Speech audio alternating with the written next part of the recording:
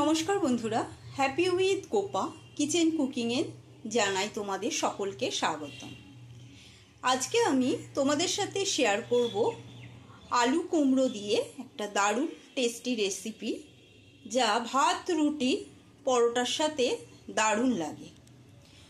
তাহলে চলো রেসিপিটা শুরু করা যাক।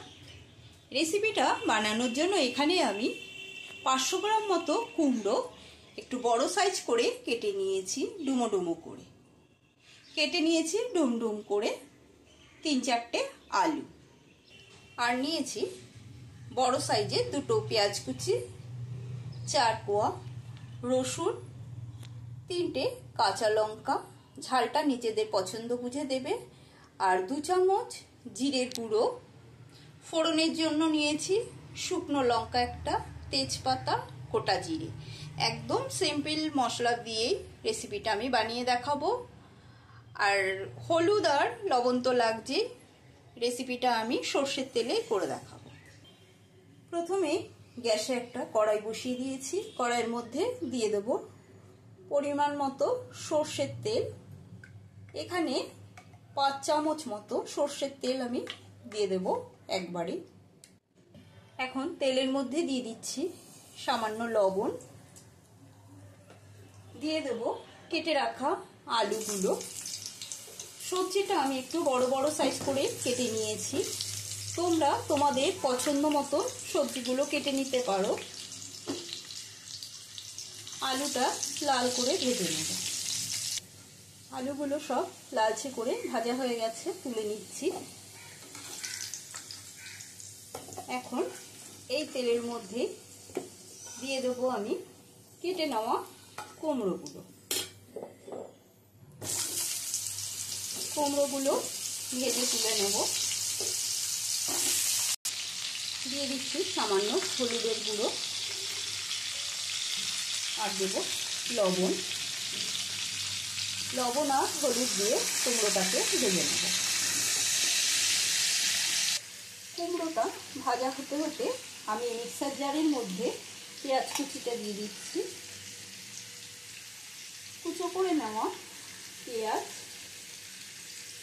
দিয়ে দিচ্ছি, 3টে কাঁচা লঙ্কা, কাঁচা লঙ্কাকে একটু ফাটিয়ে দিচ্ছি, আর দিয়ে দেবো 4 কোয়া রসুন। দেব লবণ, 1/2 চামচ মতো লবণ দিয়ে দিলাম। দিয়ে এবার একটা পেস্ট বানিয়ে নিচ্ছি। পেঁয়াজ, রসুন, কাঁচা লঙ্কা পেস্ট হয়ে গেছে। আমি রান্নাটাতে কোনো আদার ব্যবহার করছি না, তোমরা চাইলে আদার ব্যবহার করতে পারো। কুমড়ো ভাজা হয়ে গেছে, বেশি কুমড়ো ভাজার দরকার নেই, তাহলে কুমড়োটা ভাজার সময় বেশি গলে যাবে। এরকম একটু শক্ত থাকতে কুমড়োটা তুলে নিচ্ছি।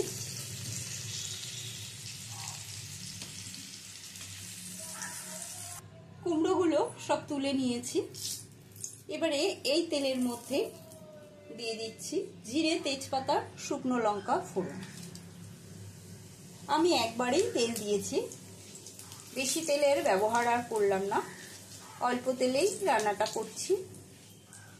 ফোড়নের থেকে সুন্দর গন্ধ বেরোলে এর মধ্যে দিয়ে দেবো পেস্ট করে নেওয়া পেঁয়াজ, রসুন আর কাঁচা লঙ্কা।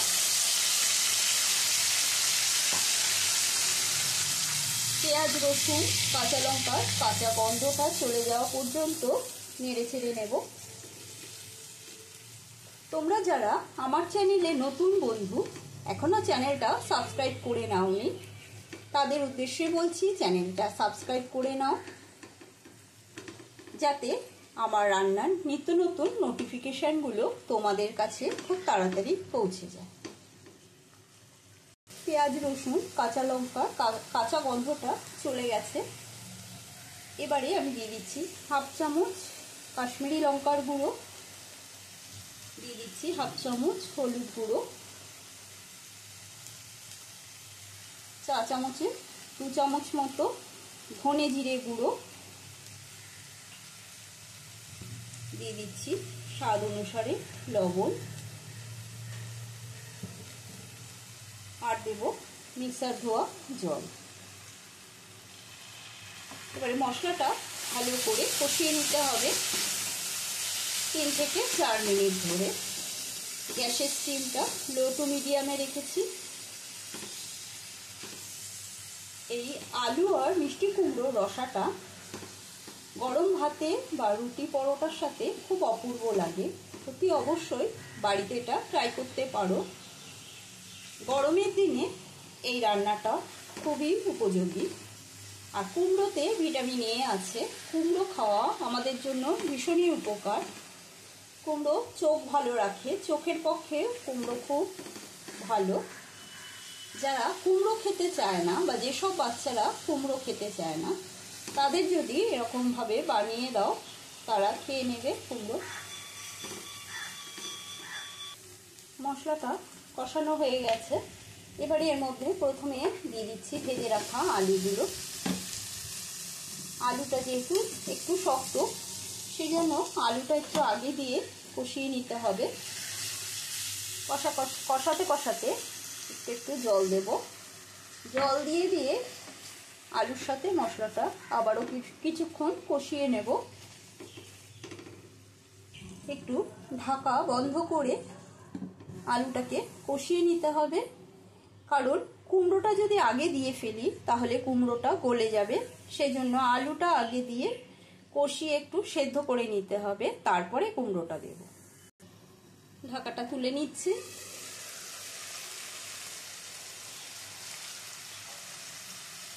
দেখো আলুটা সুন্দর কষানো হয়ে গেছে। এবারে এই পর্যায়ে দিয়ে দেবো আমি ভেজে রাখা কুমড়োটা। ভেজে রাখা কুমড়ো দিয়ে কষিয়ে নেব।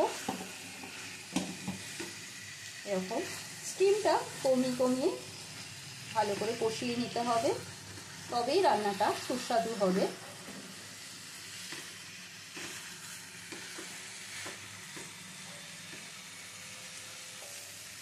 আলু কুমড়োর সাথে মশলাটা খুব সুন্দরভাবে কষানো হয়ে গেছে।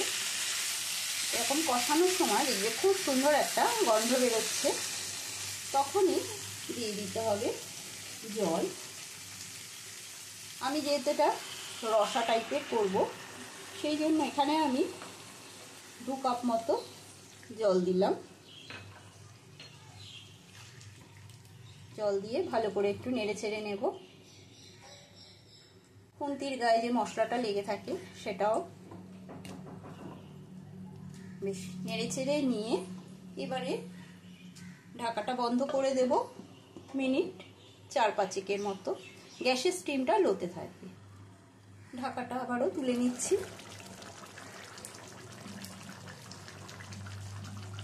এবারে একটু নেড়ে চেড়ে নিয়ে এর মধ্যে দিয়ে দেবো এবারে